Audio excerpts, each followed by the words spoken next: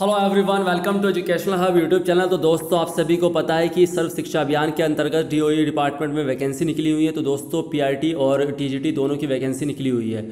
अब मेरे पास काफ़ी कमेंट थी, काफ़ी पर्सनल मैसेज थे मेरे पास कि उसकी एक वीडियो बना दूं कि कैसे हम फॉर्म को फिल करें, क्योंकि इसके अंदर ड्यूरेशन क्या फिल करनी है, सीटेट का कॉलम कहाँ पर है, नाम कैसे फिल किया जाएगा और डॉक्यूमेंट क्या क्या लगाने हैं, सिग्नेचर होना है या नहीं, ये सारी चीज़ें जो थी काफ़ी लोगों को कन्फ्यूज़न थी। तो मैं ये इस वीडियो में दूर करता हुआ चलता हूँ। तो दोस्तों, लिंक जो है आपको डिस्क्रिप्शन में मैं दे दूँगा और मैं आपको यहाँ पर पूरा बताता हुआ चलता हूँ कि फॉर्म को किस तरह से फिल करना है। आप कोई भी गलती ना करें, क्योंकि इसमें करेक्शन का चांस नहीं मिलने वाला है।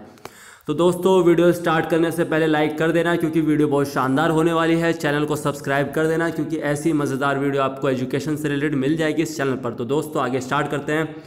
Government of national capital territory of Delhi और engagement of primary school teachers on contract basis under SSA in Sarvodaya school of directorate of education Delhi 2018-19। अब मोटी मोटी बात यहाँ पर ये देख लो कि सिर्फ सीटेट वाले ही जो क्वालिफाई हैं वही अप्लाई कर सकते हैं। UP TET, S TET, REET कुछ नहीं चलेगा यहाँ पर। सिर्फ जिसका सीटेट क्वालिफाई है वही इसको फिल करे। Only central teacher eligibility test CTET qualify candidates are eligible to apply. Note 1 दोस्तों, candidate should fill same name, father name and DOE यानी कि date of birth as mention on matric secondary certificate, यानी कि वही नाम fill करना है जो आपके डॉक्यूमेंट्स में है। फेसबुक व्हाट्सएप वाला नाम फिल नहीं करना है इसमें। और नोट 2 आता है दोस्तों, the applicant can apply in only one district for a given post. If a candidates apply for the same post in more than one district the application will be rejected. दोस्तों, इसमें ये चीज़ देख लो, अगर एक से ज़्यादा अप्लाई करोगे तो रिजेक्ट हो जाओगे।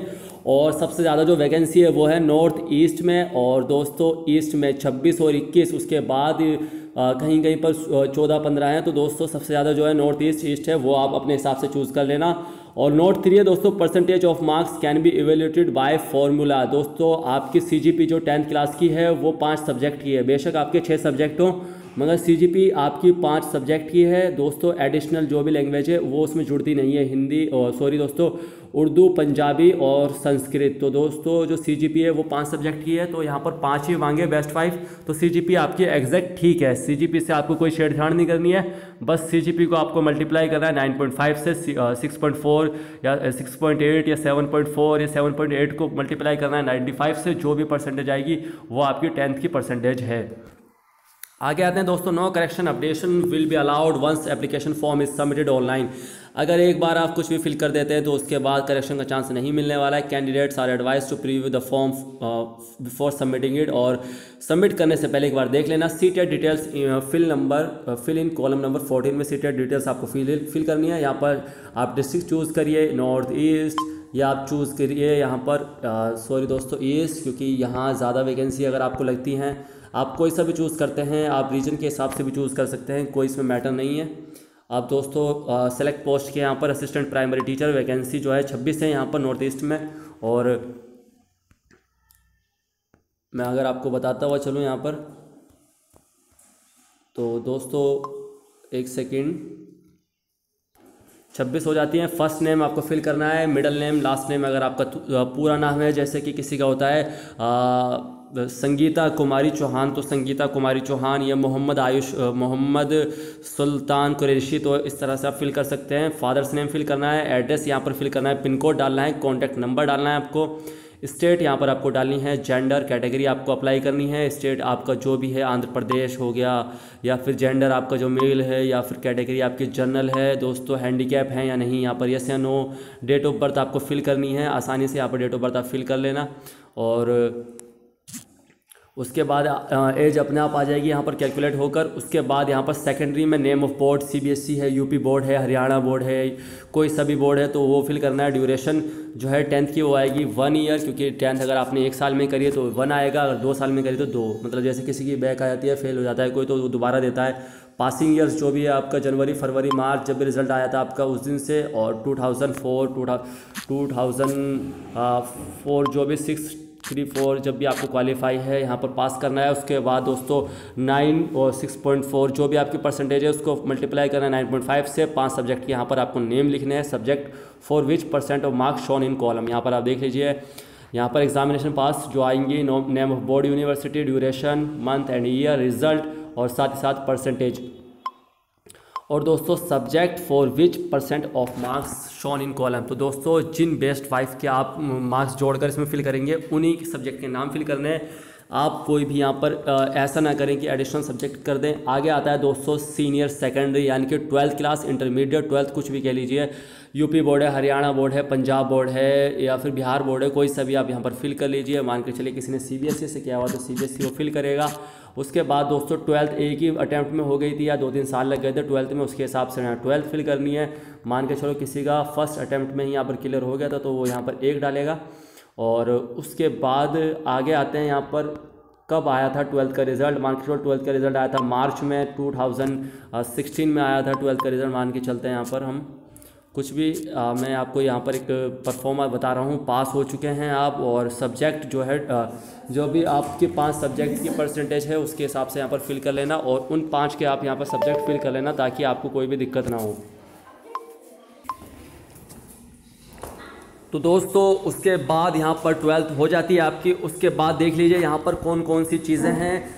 JBT, diet, DLED, BLED, ET जो भी आपने किया हुआ है उसके हिसाब से आपको यहाँ पर चूज़ करना है। बोर्ड आपका कौन सा बोर्ड था, अगर दिल्ली डाइट है तो दोस्तों वो बोर्ड आप लिखेंगे, उस हिसाब से अगर आप बोर्ड फिल कर लेते हैं। और उसके बाद दोस्तों यहाँ पर आती है ड्यूरेशन। ड्यूरेशन दोस्तों डाइट जो है वो 2 साल की होती है, यानी कि टीचिंग डिप्लोमा जो प्राइमरी का होता है वो 2 साल का होता है, तो आप 2 साल फिल कर लेना। और अगर किसी की बैक आती है या किसी में कंपार्टमेंट थी और उसका 3रा साल लग गया तो दोस्तों ड्यूरेशन वो यहाँ पर 3 यहाँ पर फिल कर लेगा। उसके बाद रिज़ल्ट कब आया था और कौन सा मंथ था फिल करना है आपको यहाँ पर। और 1 सेकंड दोस्तों नेटवर्क प्रॉब्लम है, मैं आपको पूरा बताता हुआ चलता हूँ।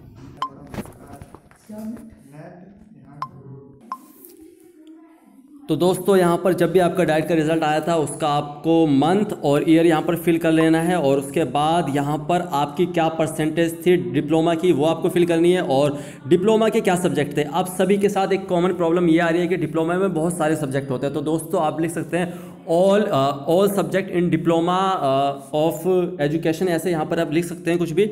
और उसके बाद अगर मैं बात करूँ CTET CBSE नॉर्मल है, यहाँ पर ड्यूरेशन इन्होंने दी नहीं है, वो आनी भी नहीं चाहिए थी। और पासिंग ईयर दोस्तों अगर आपका जनवरी 2018 में क्लियर है तो यहाँ पर जनवरी 2018 पास। और उसके बाद क्या परसेंटेज है आपकी मार्कशीट पे जो भी आपने डाउनलोड किया होगा उस पर होगी। और दोस्तों उसके अंदर जो सब्जेक्ट थे हिंदी, इंग्लिश, मैथ, EVS ये आपको यहाँ पर फिल कर लेनी है।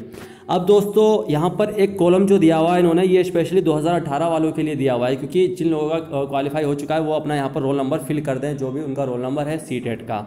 अब दोस्तों आगे मैं बताता हुआ चलता हूँ कि 12th क्लास की यहाँ पर इन्होंने स्पेसिफिक रोल नंबर और पासिंग ईयर मांगा हुआ है। यहाँ पर आप रोल नंबर जो भी आपका 12th क्लास का रोल नंबर रहा हो उसको फिल कर देना, और पासिंग ईयर जो भी जिस साल में आपने पास की हो 2012, 13, 14, 15, 16, 17 जहाँ भी पास की हो वो आप लिख लेना। और दोस्तों आपको यहाँ पर एक चीज़ और एक्स्ट्रा लिखनी है, यहाँ पर लिखनी है आपको enter name of board in senior secondary intermediate. तो दोस्तों उसके बाद अब क्या करना है, सिग्नेचर की प्रॉब्लम आ रही है, कोई डॉक्यूमेंट आपको अपलोड नहीं करना है, ना ही सिग्नेचर आपको अपलोड करना है।